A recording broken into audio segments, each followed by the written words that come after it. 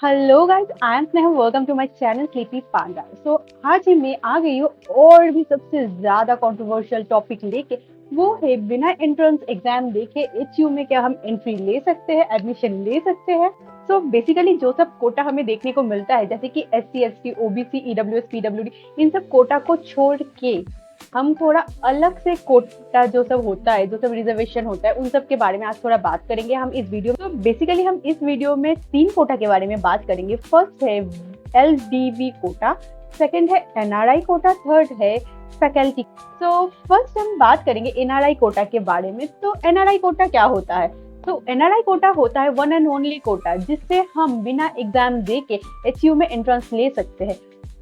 Yes, NRI Kota से हम without entrance exam हम HU में ले सकते हैं।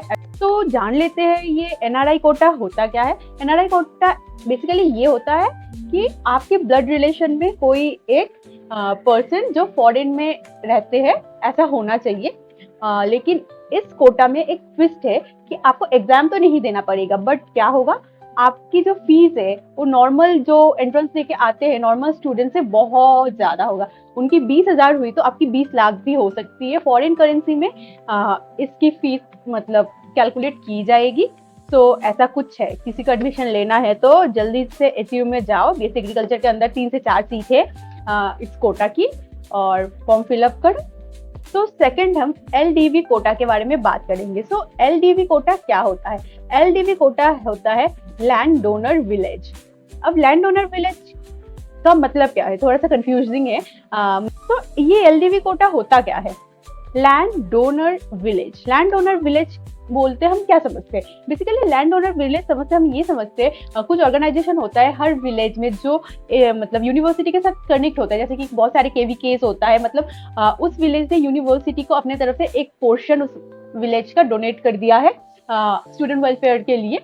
तो हर एक गांव से, मतलब जिस गांव में ये चीज है कोटा है, तो उस हर एक गांव से एक एक बच्चे का सीट उधर रिजर्व है।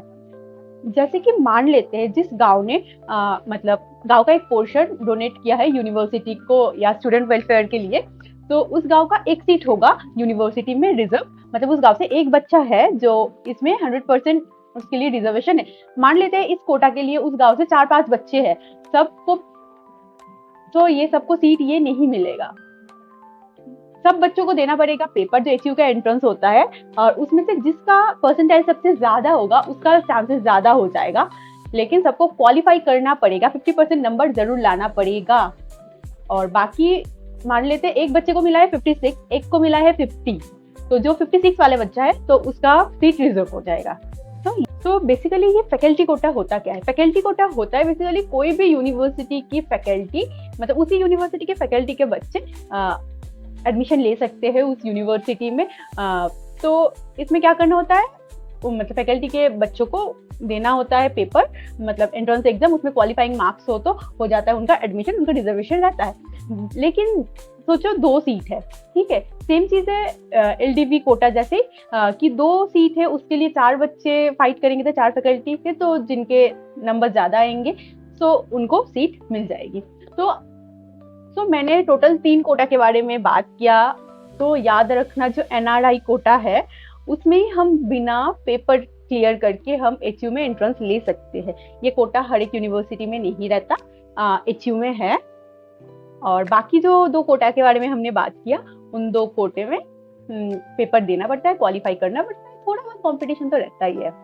तो इसी टॉपिक के ऊपर बहुत सारे क्वेश्चन आ रहे थे कि विदाउट एग्जाम देके हम कैसे ले सकते हैं एडमिशन HU में। तो आई होप मैंने क्लियर कर दिया। और थोड़ा सा जनरल बातें कर लेते हैं कि जनरली ये पॉसिबल नहीं है कि विदाउट एग्जाम देख के, मतलब एग्जाम ना दे के हम आ जाए HU में। हमारे पास कोई भी कोटा रहे, NRI कोटा छोड़ के, हमें पेपर देना ही पड़ता है, 50% मार्क्स लाना ही पड़ता है, और तभी हो जाता है, मतलब पेपर अपीयरिंग होना। तो आज के वीडियो हम लास्ट टॉपिक में बात करते हैं कि बहुत सारे स्टूडेंट का मैसेज ये आया था कि उनका परसेंटाइल इतना अच्छा नहीं आ रहा है, क्वालिफाई तो कर रहे हैं लेकिन उनको जितना चाहिए उतना हो नहीं पा रहा है, तो वो क्या करें। देखो, एक बैकअप प्लान बना लो, और बाकी HU में आपको एडमिशन लेना है तो वेट करो आप।